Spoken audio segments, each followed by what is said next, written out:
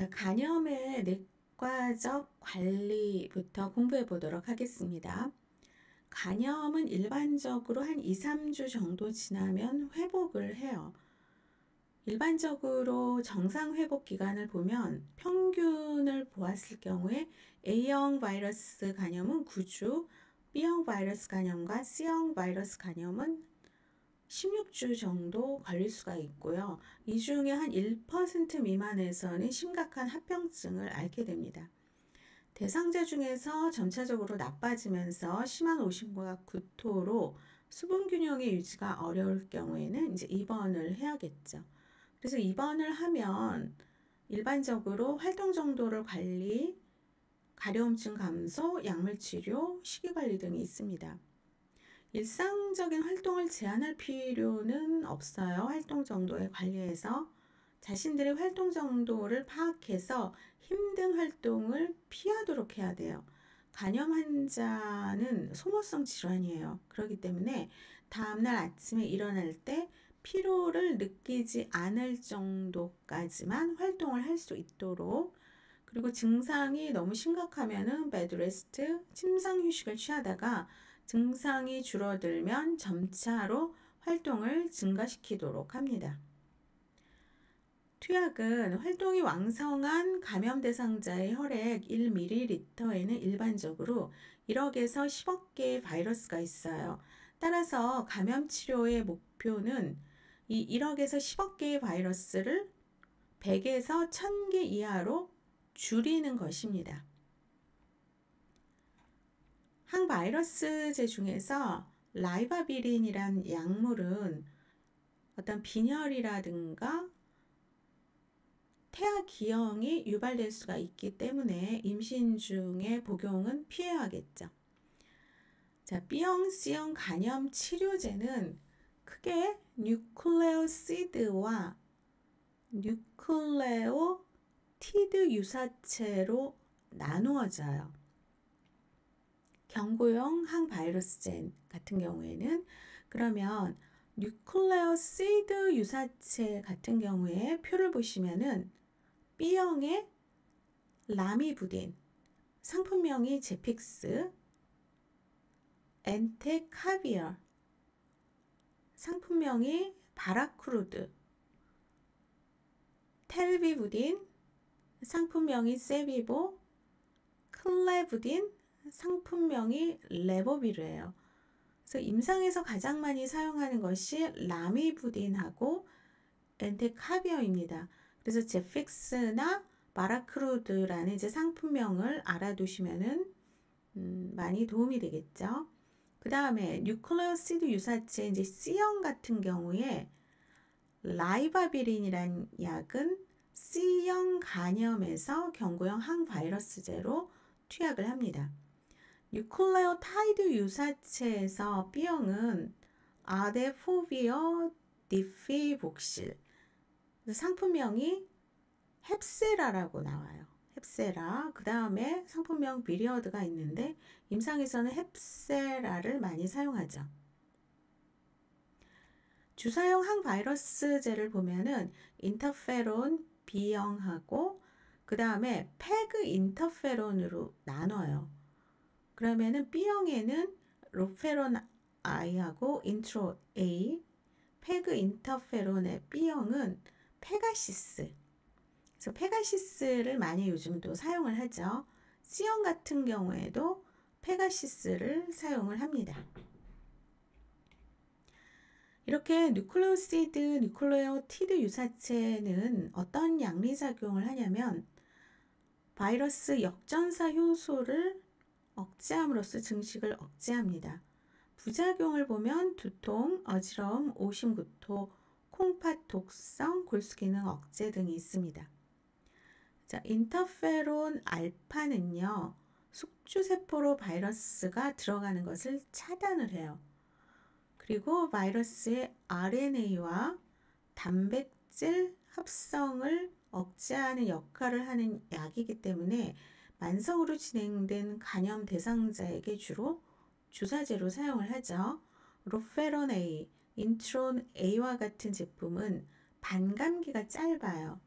그러니까 주 3회 주사해야 하고 페가시스나 페그인트론과 같은 제품은 반감기가 길어서 효과가 오래 가요. 그래서 일주일에 한 1회 정도 피하 주사합니다. 하지만 반감기가 길다라고 하는 것은 사이드 이펙트가 나타날 가능성이 높은데 흔한 부작용이 감기 같은 증상, 두통, 관절통, 주사 맞은 부위의 부종이나 통증이 나타날 수가 있습니다. 그 외에 오신, 위장장애, 수면장애, 근력 저하 등을 느끼기도 하죠. 그 다음에 디멘히드리네이트라는 약물이 있어요. 그리고 트라이메토벤자마이드와 같은 이 약은 진토제예요. 오심과 구토를 조절하고 프로트롬빈 시간이 지연된 대상자가 있을 수 있죠. 비경구적으로 바이타민 K를 투여할 수도 있고 항히스타민 제제는 수영감을 완화시키지만 과다한 진정작용을 유발할 수도 있습니다. 에스트로겐 같은 경우에는 혈중 빌리루빈 농도를 증가시킬 수 있기 때문에 급성 간염을 앓고 있는 동안에 에스트로겐이 포함된 경구 피임제의 사용은 신중히 고려되어야겠죠. 그 다음에 담석 용해제인 약물이 콜레스티라민 혹은 우르소데옥시콜산의 투여로는 담즙 정체에 의한 간질환 대상자의 가려움증 완화에도 도움을 줘요. 이 콜레스티라민 같은 경우에는 담즙산하고 결합합니다. 그래서 빌리루빈을 대변으로 배설시키죠. 그 다음에 우르세 데옥시콜산은 콜레스테롤의 흡수를 억제합니다. 임상에서는 이제 콜레스티라민을 많이 사용을 하죠. 만성간염을 치료하는 효과적인 치료법은 없어요. 그래서 원인불명의 만성간염 같은 경우에는 아자티오프린과 함께 혹은 단독으로 스테로이드를 한 3에서 5년 동안 처방하기도 합니다. 이러한 처방은 증상을 감소시키고 임상 검사 결과를 향상시키면서 염증성 반응을 줄일 수가 있고 장단기적으로 사망률과 유병률을 낮출 수가 있습니다. 간독성을 우려해서 클로르프로마진, 아스피린, 아스타미노펜, 그 밖에 다양한 진정제들 같은 경우에는 가능하면 적게 처방을 해야 됩니다. 식이관리, 일반적으로 고열량, 고탄수화물, 고단백질, 저지방 식이가 권장이 되고 식사는 소량의 식사를 하루에 4에서 6회에 걸쳐서 제공하고 대상자가 선호하는 음식과 조화를 이루도록 합니다. 그리고 모든 알코올성 음료는 엄격하게 제한해야겠죠. 자, 그렇다면 A형 바이러스 간염부터 보면 A형 바이러스 간염을 예방하기 위해서는 개인위생, 식수공급, 식당, 동물 돌보기, 능동면역, 수동면역 이렇게 나누어지는데 A형 바이러스 간염은 감염된 사람의 분변에 오염된 음식물을 섭취함으로써 감염이 되죠. 그러니까 개인위생을 철저히 유지하는 것이 중요합니다. 대상자를 철저하게 격리시키는 것은 필요하지 않지만 아이솔레이션은 필요하지 않아요. 하지만 배설물 취급에 특히 주의하고 대변 후에 손을 씻는 것과 개인용 세면도구를 사용하는 것이 필요합니다. 특히 음식을 만드는 사람들과 어린이를 돌보는 기관, 장애인 재활시설 등에 있는 사람들은 철저하게 손을 씻어야 합니다. 식수 공급, 수돗물 공급이 A형 바이러스 간염의 감염을 예방을 하죠.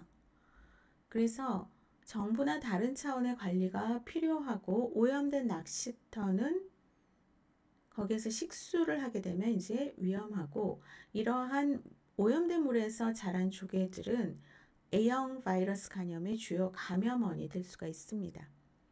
식당, 보건소에서 음식물 취급업소들을 철저하게 관리를 해야 됩니다. 음식물 취급자들에게 A형 바이러스 간염 검사를 하는 것으로 감염률을 줄일 수가 있어요. 자, 동물 돌보기도 있는데 새로 수입된 동물 같은 경우에는 이제 격리를 시켜야 돼요.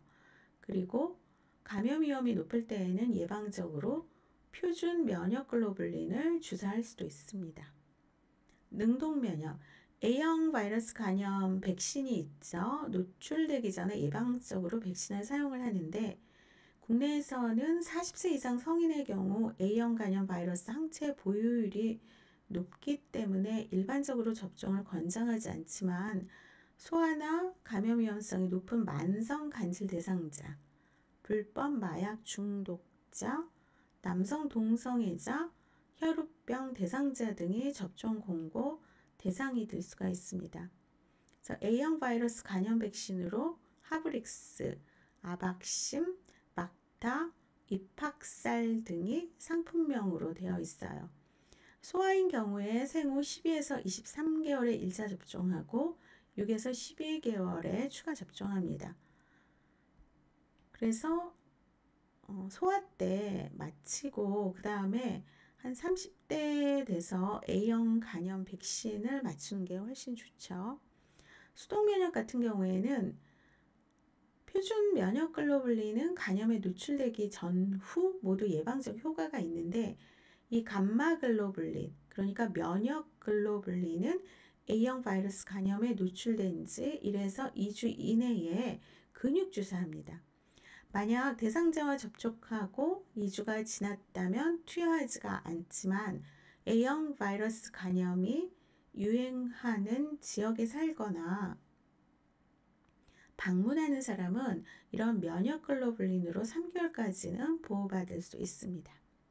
그 다음 B형 바이러스 감염을 이제 예방하기 위해서는 이 B형 바이러스 감염은 감염된 대상자의 혈액, 혈청에 의해서 전염이 된다는 것을 명심해야겠죠.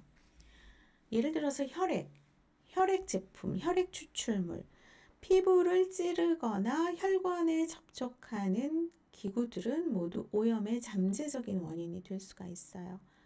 그래서 우리 간호사들은 이 주사기를 다루는 그런 직업이기 때문에 B형 바이러스 감염에 많이 노출될 수가 있습니다.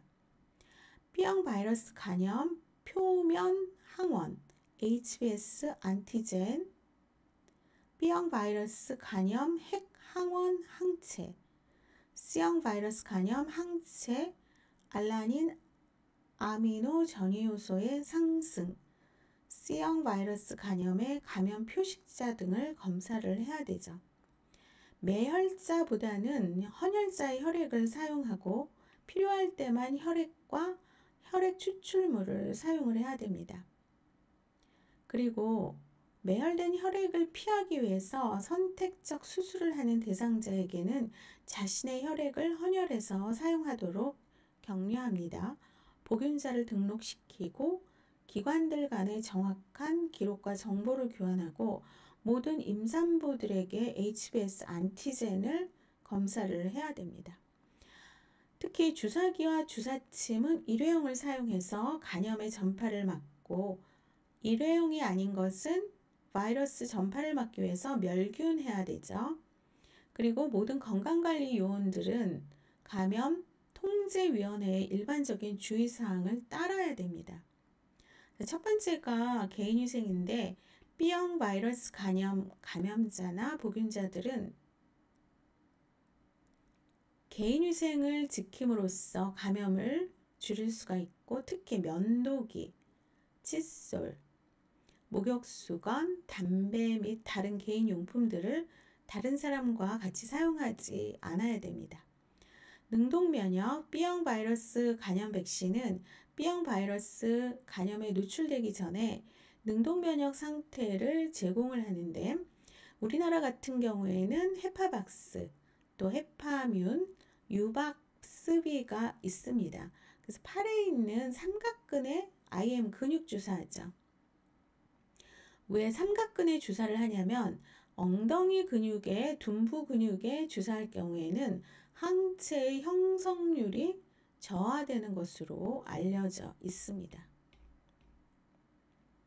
그래서 혈액제제를 다루는 건강요원, 투석 대상자, 반복적인 수혈을 받는 사람들, B형 간염 바이러스 보균자의 가족이나 접촉자, 동성애자들, 다수의 성 파트너를 가진 자, 특히 남성 동성애자들, 교도소 직원들, 영장류 취급자들에게 이러한 바이러스 백신을 강력하게 추천을 하죠. 백신은 보통 3번에 걸쳐서 투여하는데 0, 1, 6개월 단위로 투여하죠. 그러니까 0개월은 첫 번째 주사를 맞은 시점이고 그 밖의 개월수는 첫 번째 주사를 맞은 후에 다음 주사 맞을 때를 의미합니다.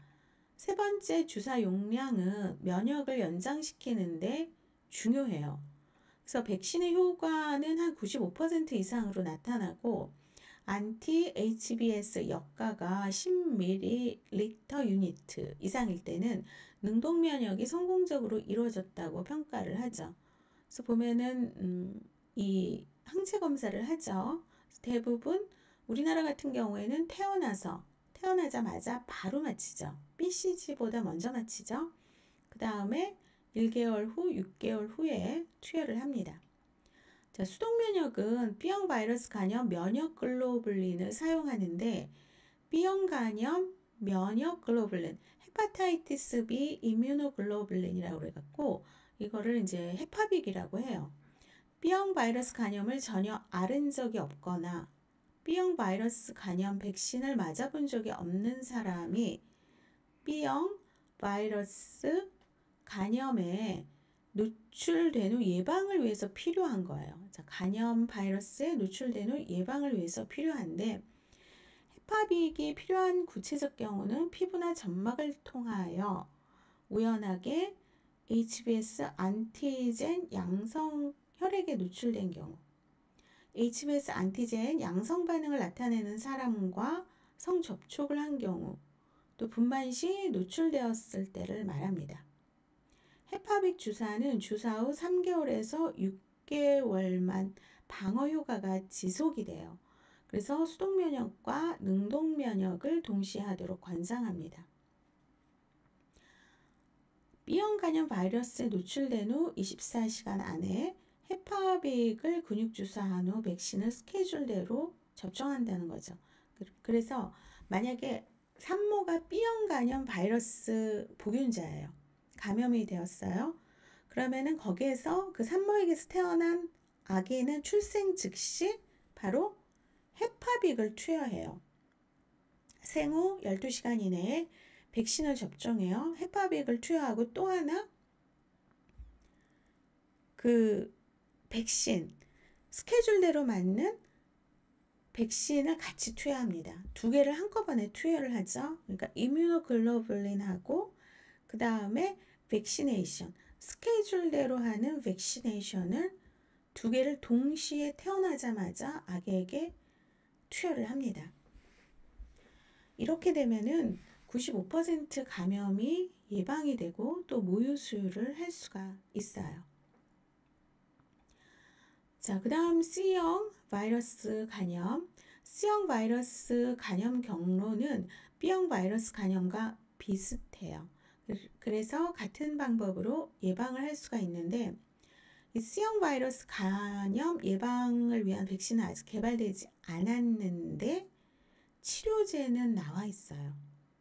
그래서 C형 같은 경우에는 한 8주 동안에 그 치료를 하면은 C형 바이러스 간염은 거의 다 낫습니다. 지금 현재를 기준으로 해서. 하지만 B형은 백신은 있지만 치료제가 없어요. 그러니까 지금 현재는 B형 바이러스 간염이 훨씬 더 위험할 수가 있죠. 자, 그 다음에 이 표를 보시면은요, B형 바이러스 간염에 이제 예방이 있고 여기에서 접종 대상자가 있는데 만약에 B형 바이러스 간염에 간호사가 노출되었다. 환자의 주사침을 B형 간염을 보유하고 있는 환자의 주사침을 간호사가 찔렸다. 그거를 빼다가 이걸 분리하다가 바늘에 많이 찔릴 수가 있어요. 자, 그러면 어떻게 해야 돼요? 곧바로 면역 글로불린 주사를 맞아야 돼요. 수간호사나 위 상부에 보고하고 그 감염내과 가서 처방을 받아서 주사실로 가서 이뮤노글로불린 주사를 반드시 맞으셔야 됩니다. 그렇게 해서 B형 바이러스는 그렇게 예방하고 또 치료를 할 수가 있고, C형 같은 경우에는 백신은 없지만 치료제는 있다라는 거. 자, D형하고 E형하고 G형은 한번 읽어보시기를 바랍니다.